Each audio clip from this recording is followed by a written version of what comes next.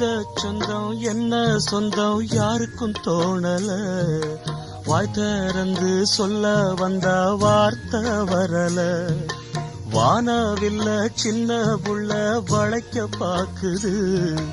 ஆகாயத்தில் ஊஞ்சல் கட்ட ஆசைப்படுது. சீரகொன்னு முளைக்கும் முன்னே பறக்குது பட்டாம்பூச்சி. காமதேவன் ராஜாங்கத்தில் இது ஒரு கண்ணாமூச்சி. ஆத்துமேட்டில் எழுதி வச்சத அலை அடிச்சது அண்ணாச்சி.